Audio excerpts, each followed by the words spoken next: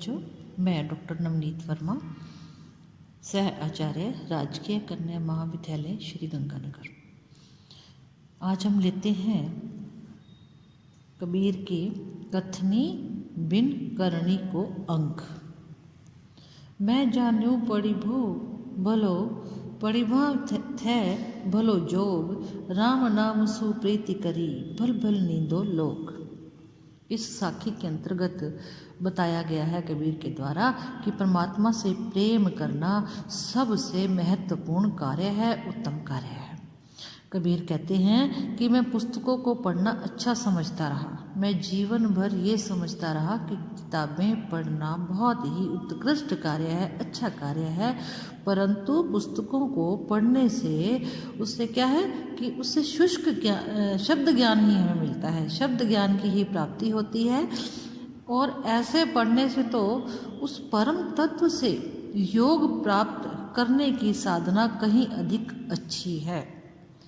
और जीव को कहते हैं कि हे जीव, तू भगवान के नाम से प्रेम करो, चाहे संसार के लोग तुम्हारी निंदा करें, चुगली करें, तुम्हारा जो है हंसी मजाक उड़ाएं, परंतु तुम राम नाम से लगन किसी भी स्थिति में मत छोड़ना।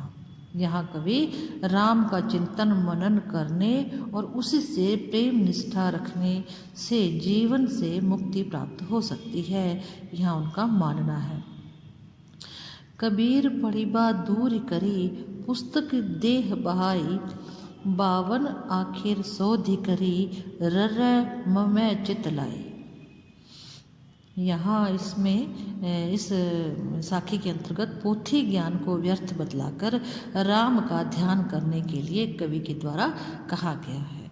कबीर कहते हैं कि शुष्क एवं भक्ति शून्य पोथी पढ़ने से अथवा आचरण रहित पोथी ज्ञान से कोई लाभ होने वाला नहीं है। वो मनुष्य को संबोधित करते हुए कहते हैं कि हे मनुष्य, अगर तुम जो ज्ञान प्राप्त कर रहे हो, किताबों का ज्ञान जो है वो वास्तविक ज्ञान नहीं है, वो भक्ति शून्य ज्ञान है, वह शुष्क है और आचरण रहित है। इसलिए पोथियों को पढ़ना दूर कर दो, केवल पुस्तकीय ज्ञान में मत भटको, अपितु ऐसी किताबों को बहा देना चाहिए जो हमें वास्तविकता से परिचित नहीं करवाती हैं। इसलिए पूरी वर्णमाला के 52 अक्षरों को शोधकर उसमें रै और मैं को खोजकर राम अर्थात परमात्मा में अपना चित्त लगाओ। आशय यही है, कबीर यहाँ ये कहना चाह रहे हैं कि राम में चित्त के रम जाने से संपूर्ण तत्व, संपूर्ण ज्ञान स्वतः ही प्राप्त हो जाता है। कबीर पढ़िबो दूर करी आथी पढ़या संसार, पीड़ न उपजी प्रीति सो, तो क्यों करी करे पुकार। इसमें भी कवि कह रहे हैं पुस्तकीय ज्ञान से भी भक्ति की उत्कटता नहीं जग पाती।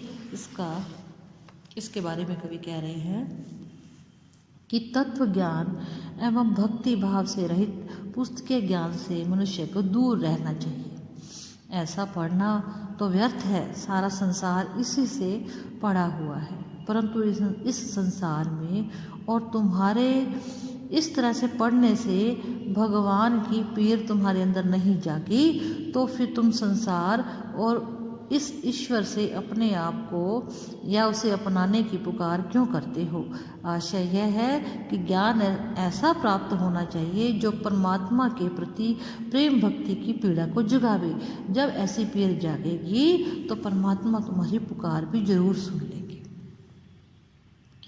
पोथी पढ़ पढ़ जग मुआ, पंडित भया न कोय, एक आखर प्रेम का बड़े पंडित होय। यहाँ पर भी केवल पुस्तक पढ़ने से परमात्मा का सही ज्ञान प्राप्त नहीं होता, ये कहना चाह रहे हैं। वे कहते हैं यह सारा संसार पुस्तकों को पढ़ते पढ़ते मर गया, खप गया, परंतु इनमें से कोई वास्तविक पंडित और ब्रह्मज्ञानी नहीं हुआ। जो अपने प्रियतम परमात्मा के नाम का एक अक्षर भी सही ढंग से पढ़ लेता है, अर्थात तन मन में राम नाम का ध्यान चिंतन लगा लेता है, परमात्मा के स्वरूप का साक्षात्कार करने में तन्मय बन जाता है, वही व्यक्ति पंडित या ब्रह्मज्ञानी बन जाता है और उसे ही परम तत्व का ज्ञान अर्थात तत्व ज्ञान प्राप्त हो जाता है। बड़ी बड़ी पोथियों को पढ़ने की अपेक्षा व्यक्ति को प्रिय परमात्मा के स्वरूप को समझने की चेष्टा करनी चाहिए, ये कवि यहाँ पे बतला रहे हैं। धन्यवाद।